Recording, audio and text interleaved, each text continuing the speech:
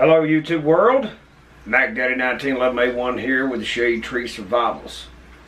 This is part one of tuning up a budget 1911 handgun. The old saying, you get what you pay for, is appropriate when speaking of the M1911 handgun. I'm going to eat some crow here and admit that a properly made 1911 is a bit labor intensive, especially when compared to the polymer wonder guns. To build one correctly and have it function, it must be tuned and aka hand fitted.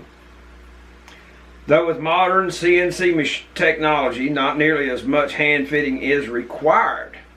However, a new out-of-the-box 1911 does require a break-in period.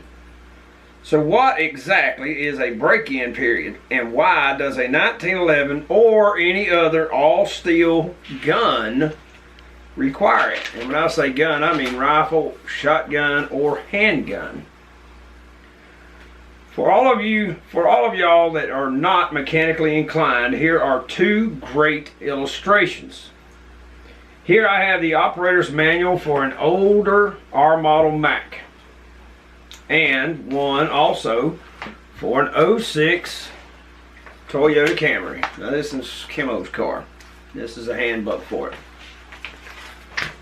Two of the most respected vehicles in history. The R model Mac truck being produced from 1965 until the early 2000s. And the Camry being the Consumer Reports #1 car for over 30 years. Here's what Mack trucks and Toyota have to say about break-in periods. And of course my phone's going to give me a rash of smack, but we'll get to it in a moment. This is from the handbook for a 2006 Camry. Break-in period. Drive gently and avoid high speeds. Your vehicle does not need an elaborate break-in, but following a few simple tips for the first 1,000 miles can add to the future economy and long life of your vehicle. And then it tells you all these different precautions, but that is not it, and that is not all.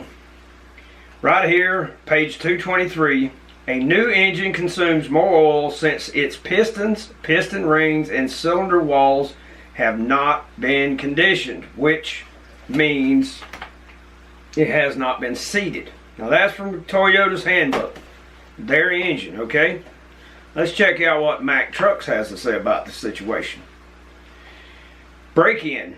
It is important that components be filled with lubricants meeting the specifications as given in the lubricants and capacity section found in blank, blank, blank, blank. Your new Mack truck has been thoroughly inspected and adjusted and lubricated by your Mack service center. As moving parts wear in, or as gaskets take a set, an occasional oil, air, or a coolant leak may develop. Prompt action to correct these minor mechanical items will prevent a major repair.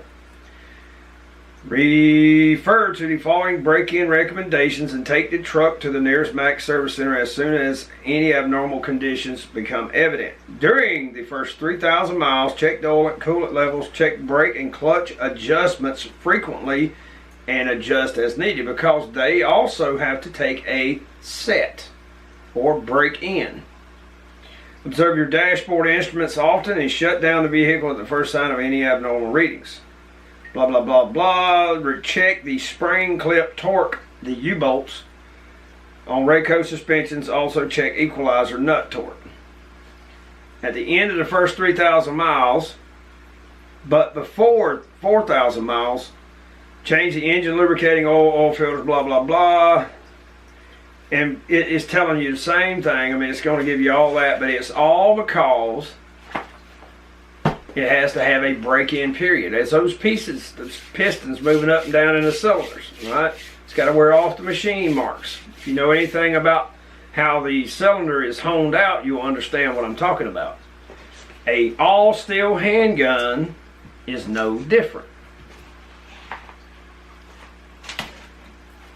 As with these two automotive examples, the all-steel 1911 requires a break-in period so the moving parts can seat themselves Seating can be described as the removal of tooling marks via the polishing action of the parts moving against one another. Now that can be, you can be hand cycling it and dry firing it, and or running it out at the range for 250 to 500 rounds, depending on the manufacturer's recommendation and of course how the weapon performs. The less refined budget 1911s are not as well polished as more expensive guns.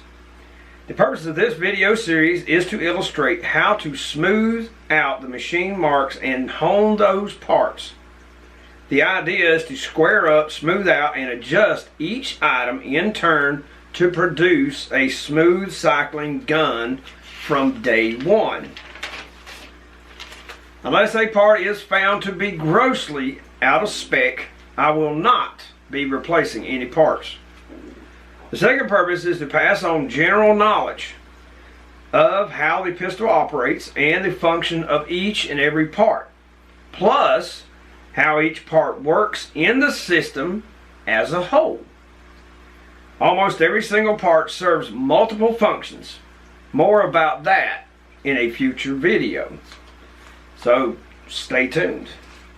And that's the end of the very first part of tuning a budget 1911 handgun. Thank you very much for watching. This is Mac Daddy 1911A1 with the Shade Tree Survivals.